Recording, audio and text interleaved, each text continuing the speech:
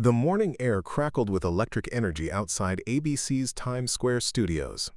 Summer in New York City, 2025, and Good Morning America was about to deliver what producers promised would be television gold. Inside the bustling newsroom, coffee cups multiplied as staff prepared for their most anticipated segment in months. Prince Harry had arrived early, slipping through the VIP entrance with his security detail at exactly 7:15 a.m. He moved through the corridors with practiced grace, nodding politely to crew members who tried not to stare. His trademark smile was present but measured, the kind of expression that said he was ready to work, but on his terms. Before we jump back in, tell us where you're tuning in from, and if this story touches you, make sure you're subscribed, because tomorrow I've saved something extra special for you. Good morning, Your Royal Highness, a young production assistant stammered, nearly dropping her clipboard. Just Harry, please? He replied warmly, though his eyes remained watchful. He'd learned long ago that every interaction could become tomorrow's headline. In the control room, executive producer Sarah Chen reviewed the final rundown with her team. The segment was blocked for 12 minutes, an eternity in morning television. On paper, it looked straightforward. Charity work, mental health advocacy, his foundation's new initiatives. Clean, positive, ratings-friendly content. But Chen's fingers drummed against her coffee mug as she studied the question cards. Scattered between the softball queries were harder-hitting topics: the memoir, the royal rift, the ongoing media battles. Her news director had been clear. Give audiences what they want to hear, not just what Harry wants to say. Robin Roberts arrived at her anchor desk 15 minutes before air, her presence immediately commanding the studio's attention. 27 years in broadcast journalism had taught her to read the room, and today's room felt different. The crew moved with heightened purpose. Cameras were positioned at sharper angles, even the lighting seemed more dramatic. "How's our guest?" she asked a floor manager. "Polite, but guarded," came the response. "He's been asking specific questions about the format." Robin nodded, understanding immediately. Harry wasn't just another celebrity promoting a project. He was a man who'd spent decades learning that the media could turn friendly conversations into weapons. Today's interview would require every ounce of her professional skill. In makeup, Harry sat quietly as technicians worked around him. His phone buzzed with a text from Megan. "Remember why you're there. Stay centered. Love you." He smiled genuinely for the first time that morning, pocketing the device as his media handler approached.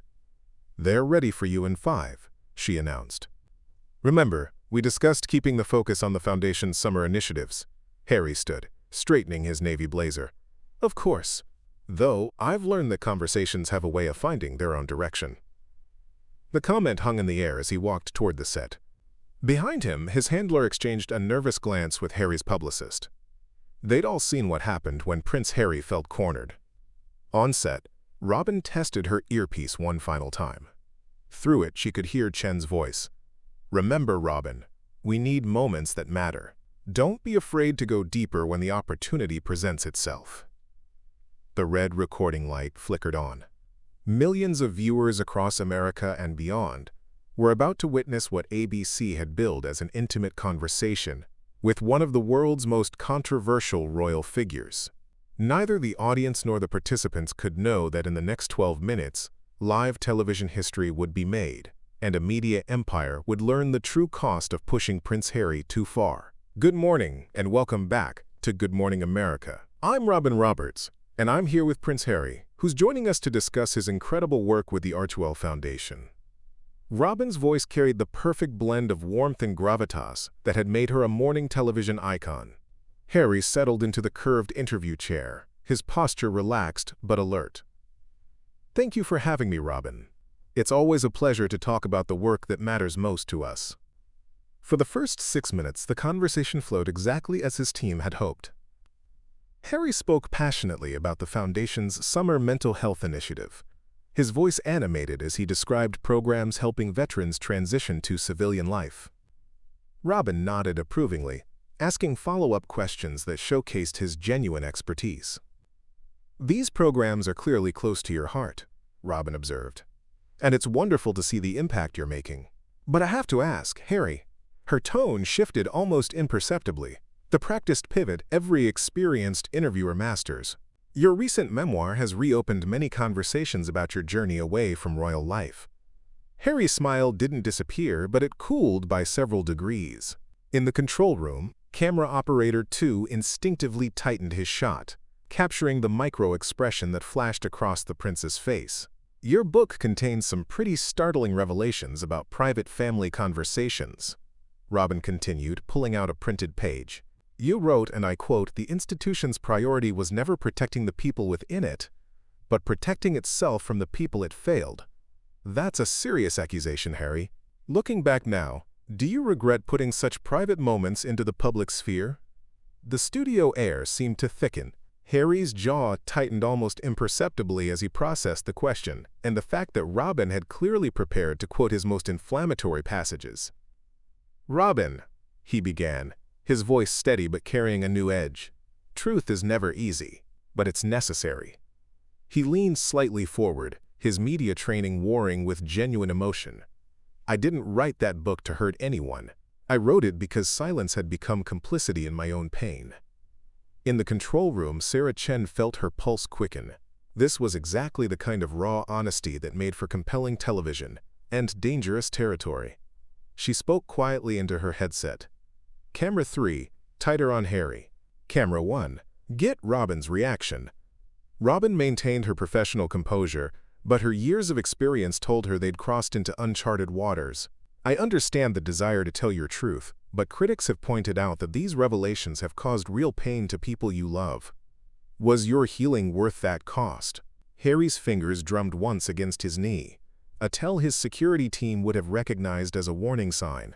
"That question assumes I had a choice," he replied, his voice gaining strength. "When an institution systematically fails to protect its own members, when does speaking out become not just a right, but a responsibility?" The audience in the studio had gone completely silent.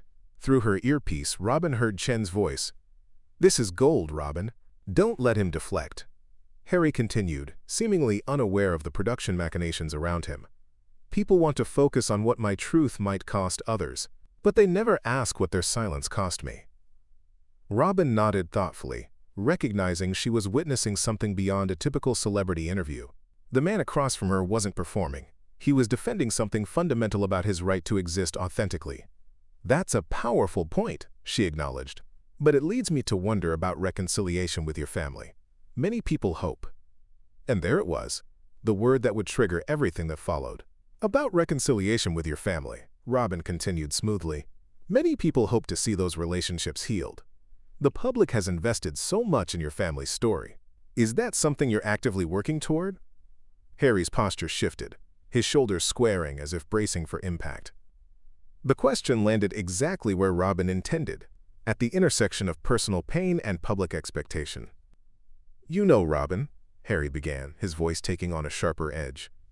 "Everyone asks about reconciliation, but no one ever asks about accountability." He paused, letting the words settle in the suddenly charged atmosphere.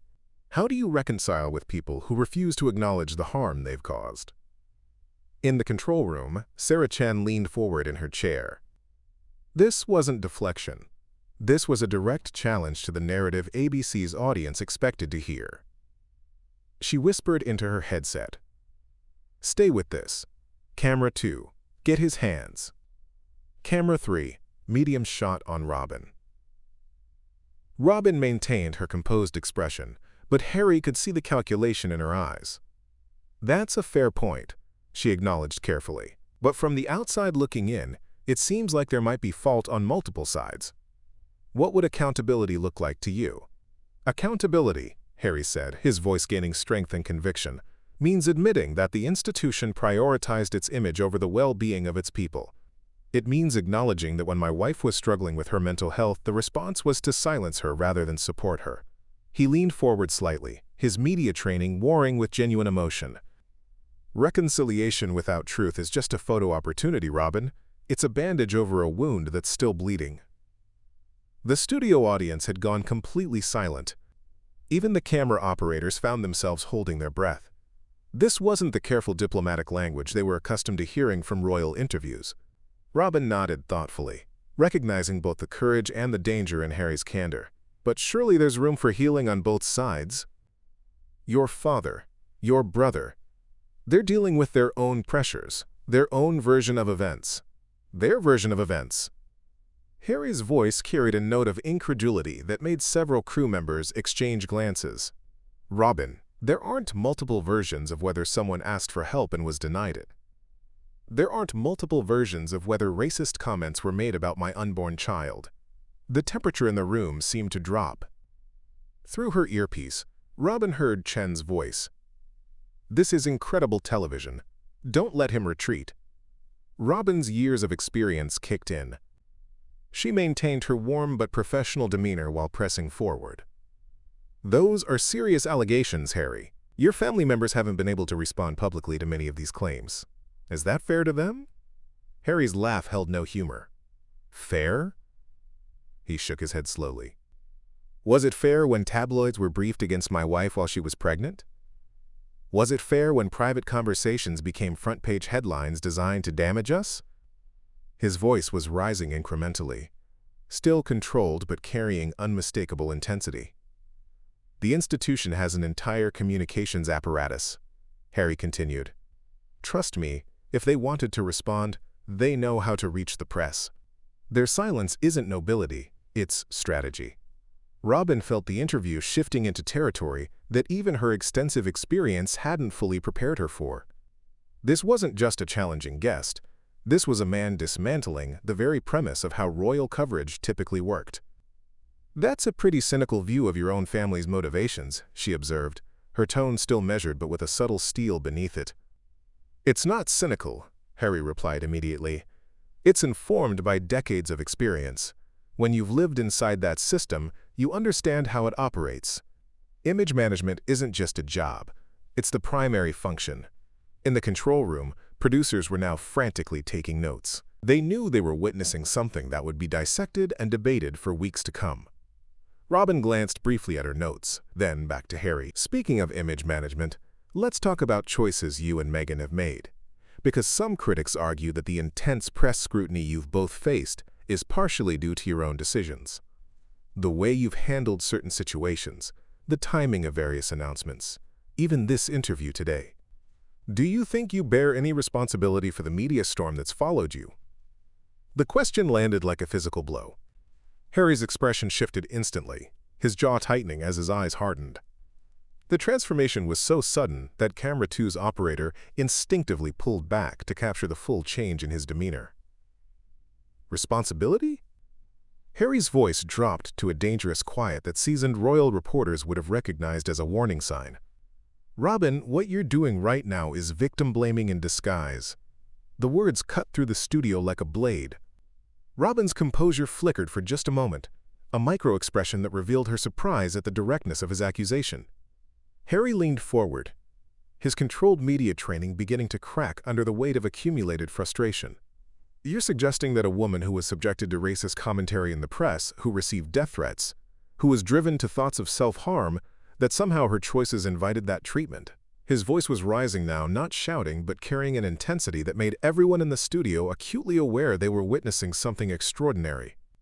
That's exactly the kind of thinking that allows harassment to continue.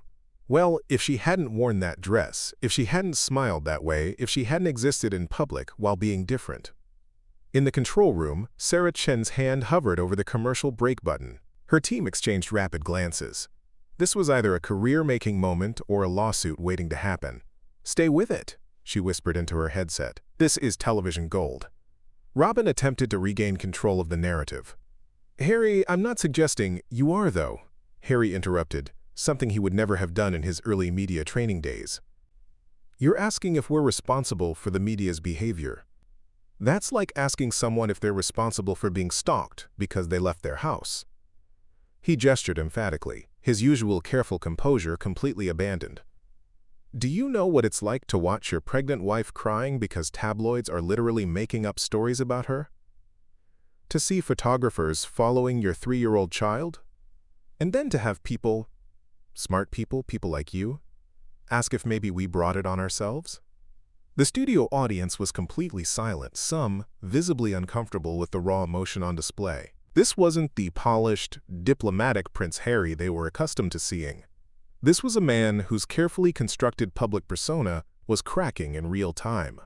Robin's training kicked in as she tried to de-escalate. "I think what many people are trying to understand." "No," Harry said firmly, holding up his hand. "Many people are looking for ways to justify why they stood by while someone was torn apart in the press. It's easier to blame us than to examine why that behavior was acceptable in the first place." His voice carried a tremor of barely controlled anger. "My wife almost died by suicide, Robin. But sure, let's discuss her fashion choices and our media strategy." The words hung in the air like a thunderclap. Even the veteran crew members who had seen decades of difficult interviews found themselves stunned by the stark honesty of the moment. Robin tried once more to steer the conversation. "Harry, I think we should talk about your current projects." "Oh, now you want to pivot?" Harry's laugh was sharp and bitter. Robin maintained her professional smile, but her eyes betrayed growing concern as she attempted to regain control. "Harry, I think our viewers would love to hear more about your foundation's upcoming initiatives. You mentioned earlier." "No," Harry's interruption was swift and definitive. "You can't just pivot when things get uncomfortable, Robin. That's exactly what the media always does." The single word "no" reverberated through the studio like a gunshot. Seasoned crew members, who had worked hundreds of celebrity interviews, had never witnessed a guest so directly reject a host's attempt to redirect the conversation. Harry shifted in his chair, no longer the carefully managed royal but a man who had reached his breaking point.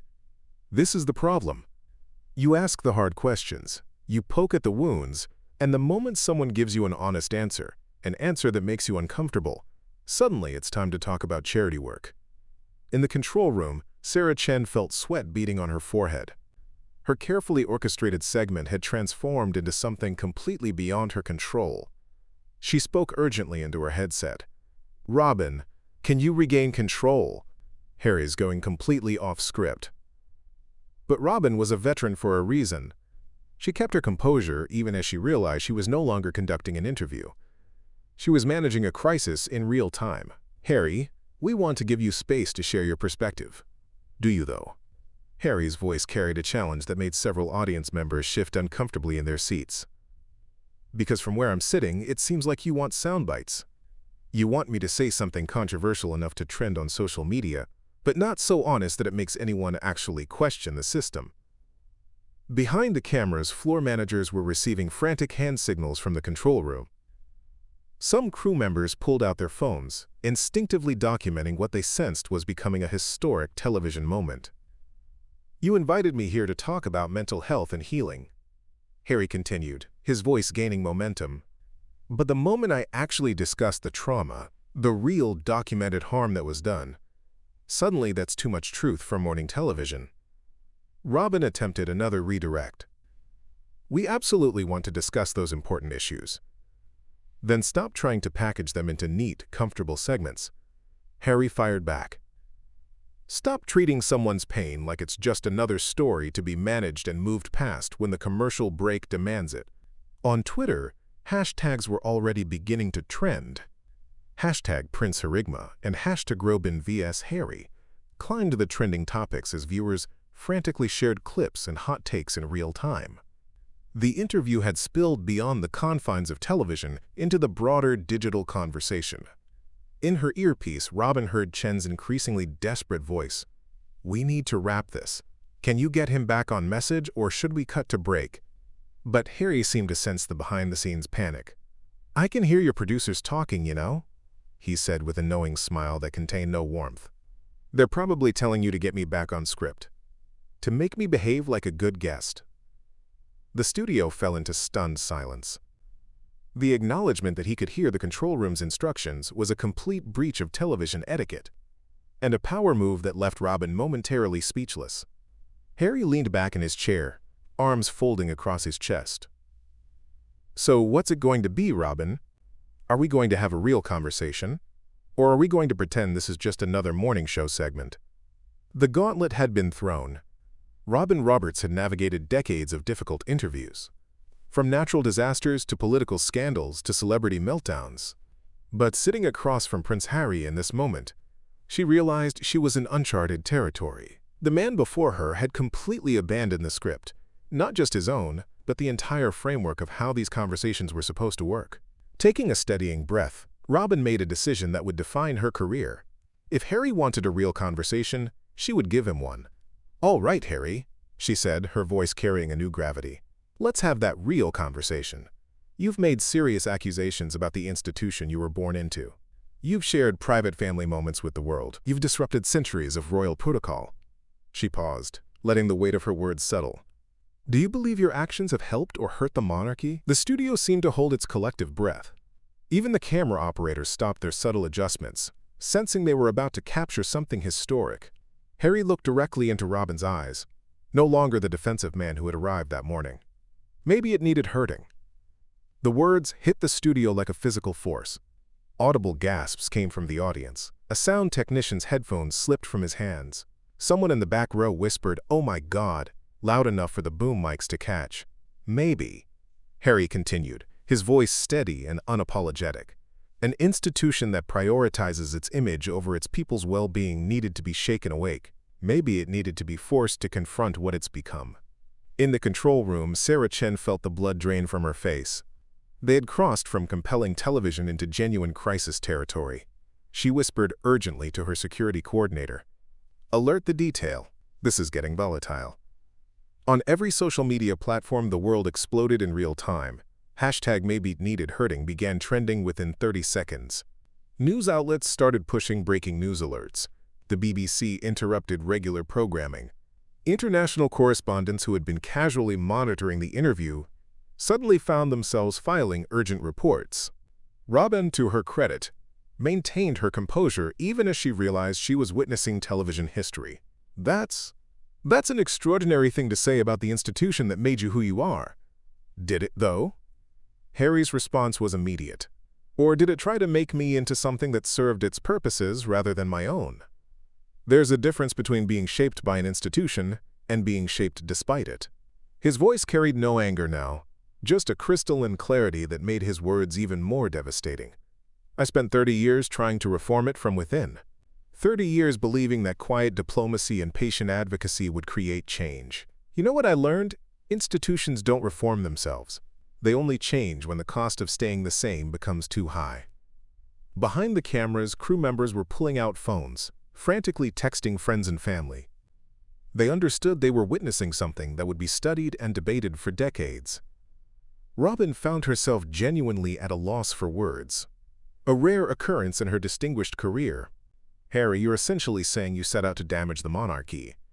"No," Harry replied with a slight smile that contained no humor. "I'm saying I set out to save it from itself. If that process caused damage, maybe that says more about how fragile the foundations were than about my methods." The silence that followed was deafening. In that moment, everyone in the studio understood that they had crossed a line from which there would be no return. Robin gathered herself for one final question, the one that would shatter everything completely. "Harry," Robin began, her voice carrying the weight of her decades in journalism, "you've been very passionate about your truth, your perspective. But isn't that what this ultimately is? Your version of events? Your family? The institution? They have their own perspectives, their own truths. Aren't you doing exactly what you're accusing them of? Presenting just one side of a very complex story?" Quote. The question hung in the air for exactly 3 seconds. Then something in Harry's expression shifted completely. The last vestiges of diplomatic restraint vanished from his face. "My version?" His voice was deadly quiet. "Robin, there's a difference between a version and a lived experience. There's a difference between perspective and documented facts." Harry's hands moved to his lapel mic, his fingers beginning to work at the small device. "I came here because your producers promised an honest conversation about healing and advocacy. Instead, you've spent 20 minutes trying to trap me with rehearsed narratives and false equivalencies." The clip pack came free with a small pop that the boom microphones clearly captured.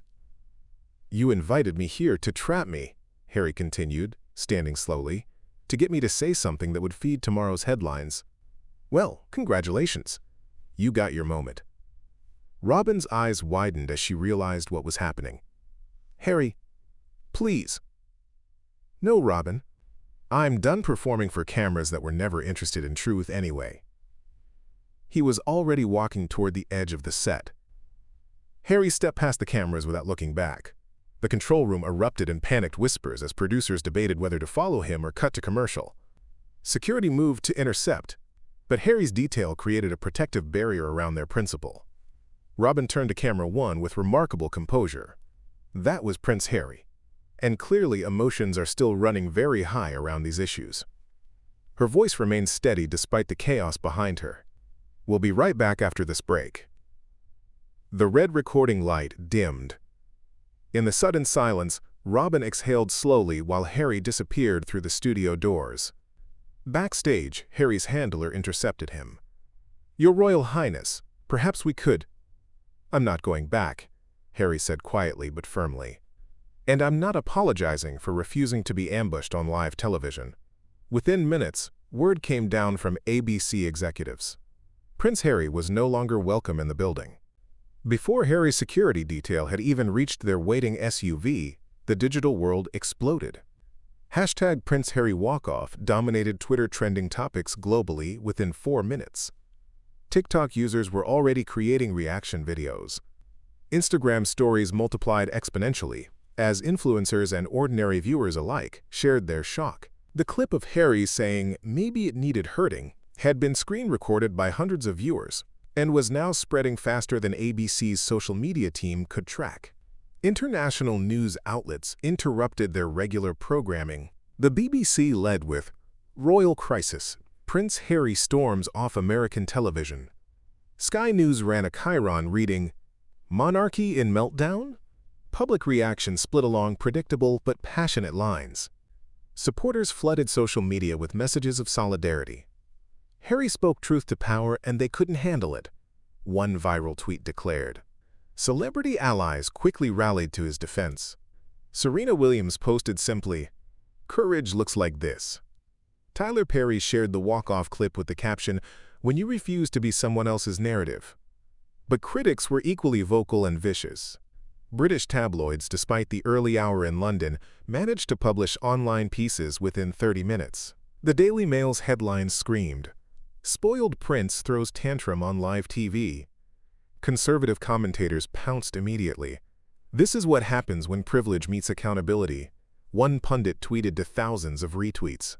ABC's corporate communications team worked frantically to control the narrative.